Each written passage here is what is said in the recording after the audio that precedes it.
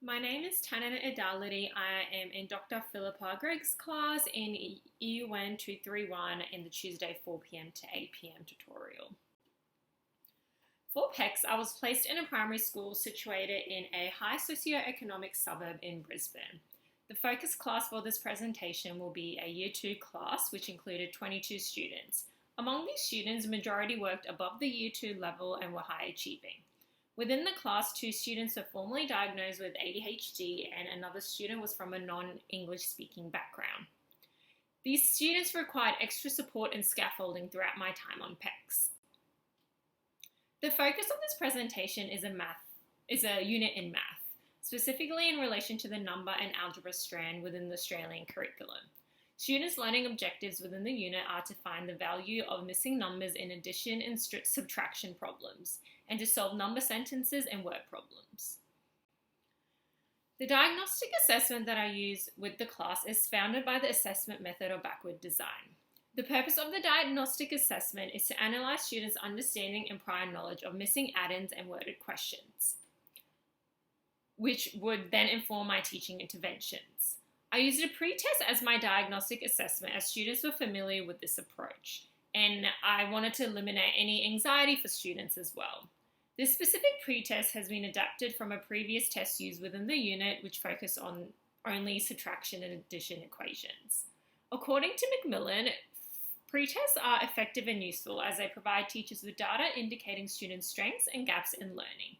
This then provides insight into required teaching interventions and lesson planning to improve students' understanding of the topic. As seen on the slide, I have presented work samples of 3 chosen students. At this point of the term, students had spent the unit focusing on using jump strategies and number lines and split strategies to solve basic equations. This was their prior knowledge. I specifically chose 3 students that struggled with the pre-test and needed additional support. Students were also provided with scrap paper to show their working out. However, neither of the 3 students utilized this. It is essential to note that student A and B both have ADHD, so student 1 and 2, and student 3 is from an EALD background. As evident, all students struggled with the worded problem, with student 3 not completing it and student A and B both using inappropriate mathematical strategies to solve the equation. Data has been collected from the pretest for the 3 identified students. As evident within the table, student 1 was only able to correctly complete 13% of the test, with student 2 completing 25% and student 3 just passing with 50% correction rate. Students' weaknesses were identified to be completing worded number problems and missing numbers in the subtraction equations. Thus, this data collected from the diagnostic assessment informed my next 4 weeks of teaching. So with discussion with my supervising teacher, we created a 4-week lesson plan focusing on using this jump strategy for missing add-ins for addition and then the split strategy for subtraction problems.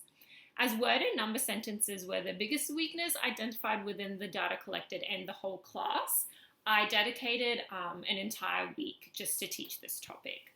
Finally, the last week is focused on revising all the strategies used prior to students completing their summative piece of assessment. The I do, we do, you do framework was the theoretical foundation for the teaching interventions used throughout the unit. This was also a framework that my supervising teacher had been using with students throughout the year, and therefore students were familiar with this routine. According to Fisher and Gray, this framework focuses on the gradual release of responsibility from the teacher to the student. Firstly, the I do component of the framework focuses on explicit teaching. I would often provide explicit teaching of the concepts on a PowerPoint slide, which included teaching points and direct instruction. I incorporated ICT throughout my teachings as this provided a visual aid for students and also made learning both interactive and engaging. Math rotation groups were incorporated within learning activities addressing the we do component of the framework. Students engaged in various group activities within math rotation groups focusing on missing add-ins. Hands-on and inquiry-based activities such as Mathopoly were used to engage students and allow them with the opportunity to apply their knowledge in a variety of ways. The activities in the math rotation groups were also purposefully differentiated based on students' strengths and gaps in learning. Students' work samples were collected throughout the math rotation as a method of formative assessment for me to see how they were tracking. As evident on the slide, student 1 has made some effort to utilize the knowledge learned about jump strategies to solve the worded problems. And as you can see, student 1 has also taken on some feedback and has improved the way that they write the letter 5, the number 5. A differentiator worksheet was provided to student 2 to allow them to practice using number lines as they previously struggled to do this. Providing differentiation catered to student needs meets the APST 1.5. Finally, the UDO component of the framework puts emphasis on independent work, providing students with the opportunity to revise and utilize skills learned during explicit teaching and math rotation groups.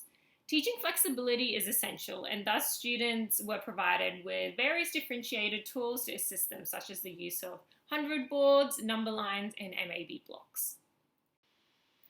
Progress is evident with student 3 as they have correctly used number lines to answer the equations provided. Student 3 has also made significant progress with solving missing add-ins and subtraction equations, which was the major weakness identified in their diagnostic assessment. Written and verbal feedback were provided to students throughout the unit, offering them with the opportunity to improve and acknowledge their efforts. To assess students' progress, a formative piece of assessment in the form of a worksheet was provided to students to complete towards the end of the 4-week teaching period. As seen on the slide, the formative assessment refocused on the learning intentions. Feedback to students was collected following the collection of the work samples, preparing students for their summative assessment towards the end of the 4 weeks. According to William, the benefit of formative assessment is that it provides feedback during the instructional process while learning is taking place, and I made sure to utilize this. As evident within the slide, all the focused students improved, with all 3 students completing the worded question accurately, with a correct use of a strategy. All students used number lines to demonstrate the jump strategy. The collection of this formative assessment piece provides insight into adjustments that may be required leading up to the summative assessment. Minor adjustments provided to students included making sure that they detailed their number lines, especially for student 2 who didn't label their number line and jump strategy. Student 1 has used a number line but not the jump strategy, and they have instead used the count-on strategy, which was taught in previous units. This strategy is accepted for the summative piece of assessment, however, further support is needed to assist student 2 with using the jump strategy. Student 3 has been able to perfectly complete the questions on the worksheet with no assistance. When comparing data, it is evident that significant progress has been made within the 4 weeks of teaching. As seen on the slide, comparisons with diagnostic and formative data indicate that students made progress in all components, including both missing add-ins and the worded questions. The formative assessment data displays that all students have an above 50% completion rate, with student 3 making the most progress and having a perfect correction rate. The data collected within the tables provide feedback to me as the teacher on the effectiveness of my lessons and teaching interventions. It also provides me with insight into further weaknesses and areas of improvement that's needed. Despite significant student progress within the unit, there are still minor adjustments and improvements that I believe would have benefited the class if I had incorporated it within my lessons. Firstly, written and verbal feedback was provided to various students throughout the unit. However, I believe that this is an area that I could have improved on. Providing more personalized feedback and individual feedback to students would have offered them with the opportunity to reflect on their work and implement the feedback delivered. This is supported by Burnett and Mandel, who state that feedback gives students a recipe for future action and can be used by students to improve their performance. Additionally, tailoring lessons to individual student interests may have also improved students' engagement with the tasks. Knowing your students are essential and an APSD requirement, and thus it was noted throughout the weeks that certain students have specific interests in certain things, such as Lego, Minecraft, and drawing. Thus, I believe that catering to these interests and incorporating it with the unit's focus would have been an interactive and engaging approach for students. However, it is important to know that as this was still only my second PECS, I was still learning the process and trying to get a routine in place. And thus, area for creativity was difficult, specifically within the time frame I had to teach the lessons. In my final PECs and future teaching practice, this is definitely an area that I would like to improve on. Thank you for watching this comes to the end of my presentation. Thank you so much for watching.